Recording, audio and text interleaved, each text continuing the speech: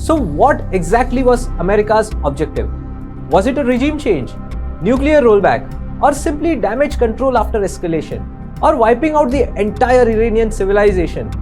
Because by the end of it, the only thing that truly stood out was confusion. To delve deeper into this, I want to quote a conversation from the book The Spy Chronicles, featuring former RAW chief A.S. Dulat and former ISI chief Asad Durrani, moderated by Aditya Sinha. If this 40-day conflict proved anything, it's that America didn't just struggle to control Iran, it struggled to control its own narrative. Hello, welcome to World Report. I'm Jash Hirani. From threatening to push Iran back to the Stone Age to suddenly talking about a golden age for the Middle East, Donald Trump seems to have rewritten his own script multiple times during this 40-day conflict with Iran. Over the past 36 hours, the United States and its partners have launched Operation Epic Fury, one of the largest, most complex, most overwhelming military offensives the world has ever seen. Nobody's seen anything like it. So what exactly was America's objective? Was it a regime change? When we are finished, take over your government. It will be yours to take.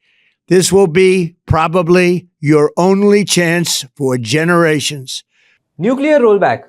An Iranian regime armed with long-range missiles and nuclear weapons would be a dire threat to every American. Or simply damage control after escalation, or wiping out the entire Iranian civilization. Because by the end of it, the only thing that truly stood out was confusion. After the 10-day deadline set by Trump was nearing its end, the world was bracing for a massive strike on Iran's power plants and energy infrastructure. But in a dramatic twist, barely 90 minutes before the deadline, a ceasefire was announced, mediated by none other than Pakistan. Trump declared the ceasefire on the condition that Iran would reopen the Strait of Hormuz, the jugular vein, through which nearly 20% of the world's oil supply flows. This strait had been shut down shortly after the Israeli strikes in Lebanon, which reportedly killed over 250 people. But here's where things get complicated. The objectives of the White House kept shifting throughout the conflict. At one point, Trump demanded an unconditional surrender from Iran. At another, he openly called on the Iranian public to overthrow the Ayatollah regime. Then came the nuclear argument, claiming Iran's uranium enrichment must be stopped at all cost. And if that was the goal, did the earlier US-Israeli strikes in 2025 under the Operation Midnight Hammer fail? Because the strategy didn't stop there. A short time ago, the U.S. military carried out massive precision strikes on the three key nuclear facilities in the Iranian regime: Fordow, Natanz, and Esfahan. Everybody heard those names for years as they built this horribly destructive enterprise. The narrative shifted again. Eliminate Iran's top leadership. But even that, as history suggests, often created more radical replacements, not stability. Then came concerns about Iran's missile manufacturing capabilities, another shifting goalpost. And finally, after all these changing objectives, Iran blocked the Strait of Hormuz. Suddenly, reopening the strait became the primary objective, a strait that ironically was open before the conflict even began. Iran briefly reopened the strait after the ceasefire and then closed it again. So let's be clear, none of the major stated objectives of the United States were fully achieved. Iran, on the other hand, appears more assertive and is now dictating his 10-point plan in Islamabad. Meanwhile, American allies are distancing themselves. Even NATO, once firmly aligned to the US, has shown visible hesitation. This is the same alliance whose chief, Mark Rutte, once made headlines for unusually warm praise of Trump. Mark Rutte, the NATO chief, who is your friend, he called you daddy earlier. Do you regard your NATO allies as kind of children? No, he likes me. I think he likes me. If he doesn't, I'll let you know. I'll come back and I'll hit him hard, okay? No? He did it very affectionate. Daddy, you're my daddy. Today, that alignment looks far less certain. And I have to tell you, I'm very disappointed in NATO. Very. I think that NATO, I think it's a mark on NATO that will never disappear. Never disappear in my mind. You know, they're coming to see me on Wednesday. They're going to say, oh, we'll do this, we'll do that. And back in the US, a basic question still lingers. Why are we at war?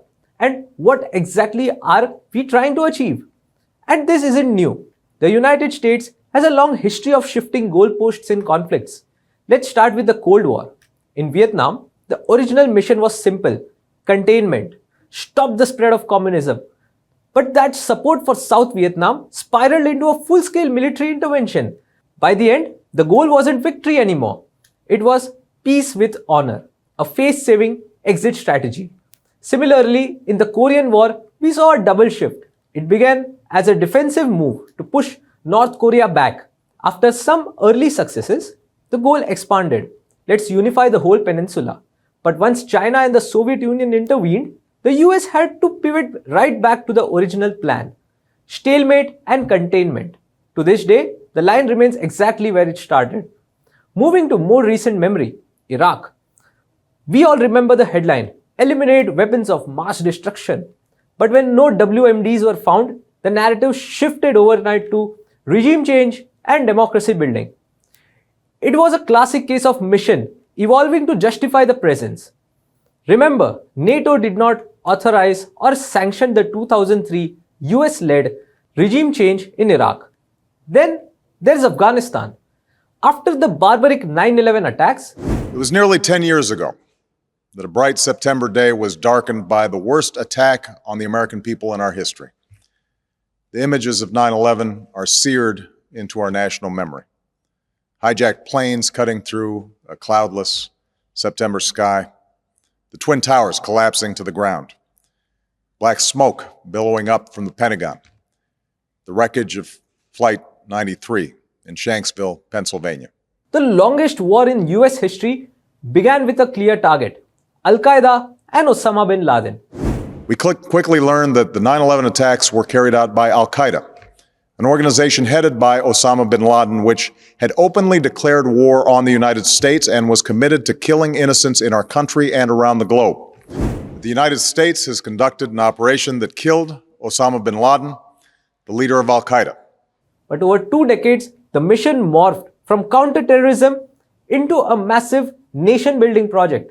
Eventually, the goal shifted one last time: a negotiated withdrawal with the very group the US ousted in 2001, the Taliban. There is an amazing show on the US withdrawal from Afghanistan in the year 2021 called Kabul. Do give it a watch.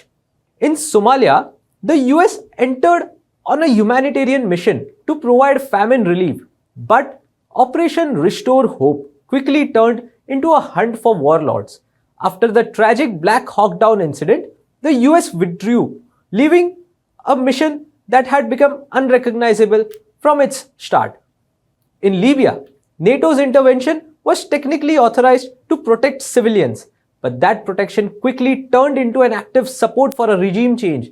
Gaddafi was removed, but resulting power vacuum left the country in years of instability. Finally, we look at Syria. This started as a focused mission to defeat ISIS as an organization that the US supported not directly but indirectly during the Syrian civil war against President Bashar al-Assad. But as the self-proclaimed caliphate Abu Bakr al-Baghdadi fell, the goals grew complex. Last night, the United States brought the world's #1 terrorist leader to justice. Abu Bakr al-Baghdadi is dead. He was the founder and leader of ISIS. Managing Kurdish relations, checking Russian and Iranian influence, and navigating the broader Syrian civil war, ISIS was weakened. But as the US footprint remains in a complicated grey zone. Let's come back to Iran. Questions should also be raised on the premier spy organization of the world, the CIA. Because if the ultimate goal of the United States was to wipe out the top Iranian leadership and to dismantle the Iranian nuclear program and missile manufacturing capabilities, that could have been done covertly using the CIA. Instead, the Americans chose a direct confrontation with Iran, which led to the choking of the Hormuz Strait and massive missile pounding the Gulf. coupled with spending of billions of dollars in the conflict. If the Americans always wanted to bomb a country in the end, why do they even have a secret service agency? Maybe the CIA isn't capable enough of stopping Iran's nuclear program covertly, so it defaults to bombs instead. Hollywood has spent decades selling the myth of CIA as an all-seeing, all-knowing force, agents slipping across borders, executing flawless missions and outsmarting entire nations from the shadows. But reality is far less glamorous. Behind the cinematic brilliance lies a record filled with miscalculations, flawed intelligence, and operations that often fail to achieve their stated goals. The gap between the real and the real is stark. Because in the real world, intelligence isn't about dramatic takedowns. It's about accuracy, foresight, and restraint. And time and again, the CIA has shown that it can project power, but struggles to consistently deliver precision when it matters the most. And it's not that only I am saying this. Big luminaries in the spy world say this. To delve deeper into this, I want to quote a conversation from the book The Spy Chronicles, featuring former RAW chief A.S. Dulat and former ISI chief Asad Durrani, moderated by Aditya Sinha. The conversation goes as follows. Asad Durrani says, I never rated CIA assessments highly. Never. They don't believe they have to carry out good assessments because in any case, they are going to set the place on fire, bomb it. Essentially, they rely so much on the technology, it's only a facilitator. Ultimately, the assessment is made by human beings, like the Indian nuclear tests. I don't know whether it was done by design, but in any case, their intelligence failed. Like when no less than Robert Gates came running to India and Pakistan in May 1990 in the wake of Kashmir uprising. Earlier that year, India partially mobilized its troops to its border with Pakistan. The ISI assessment was that India did not intend to wage war, as many essential items were left in the cantonments. Their government wanted to demonstrate seriousness to its public, so we kept most of our formations in their peace locations. We judged correctly. The US, however, saw Indian troop movement as well as some cranes moving in and out of our bases and concluded this might be missiles. Gates, however, scrambled to prevent a possible nuclear war. The point is, I don't hold them high when it comes to human intelligence or analysis. I have already mentioned how they got it wrong for both the Gulf wars. They were just providing an excuse for the US military action. Aditya Sinha says, you have mentioned that in the British setup, the MI6 doesn't do analysis. A.S. Dulat replies, it doesn't. But I was talking of the importance of human intelligence.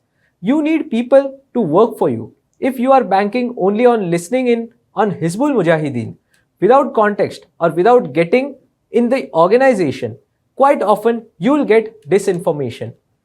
There is a limit to how much you can get technically. If it gets known, the adversary is warned and can use it against you. The KGB, CIA, Mossad, they are great names, but I agree with General Sahib that CIA assessments have not always proven correct. There's a lot of wishful thinking. You jump to a conclusion and prepare reports. That's not the way intelligence is collected. For example, I was about to leave Nepal in Feb 1980. The election had just happened in India and Mrs. Gandhi returned with a majority. Before the election, I spoke to some CIA people in Kathmandu and they were convinced that Babu Jagjeevan Ram would be the next Prime Minister. One had a bet with me. I said, no, Mrs. Gandhi is coming back. I haven't been in India for 4 years, but I can tell you this. They often back the wrong horse. KGB is tougher. But they have their crudeness. They are not the most sophisticated. KGB people have gotten into trouble in various countries. People say Mossad is the most professional, but I don't know. It is so tight and they are only concerned with their own agenda. It's difficult to say, but there have been some great Mossad chiefs. Sinha says, if Mossad was great, wouldn't Israel's problems have been sorted out? Dulat replies, problems don't get sorted out if you have a fixed mindset that this is what it is, this is what's right, this is what we know, and this is what's wrong. then what will you do anyway? It's already done. There's nothing for you to find out or gain. You know it all. You have got to open your mind also. There have been Mossad chiefs like Ephraim Halliway, my contemporary, who was different.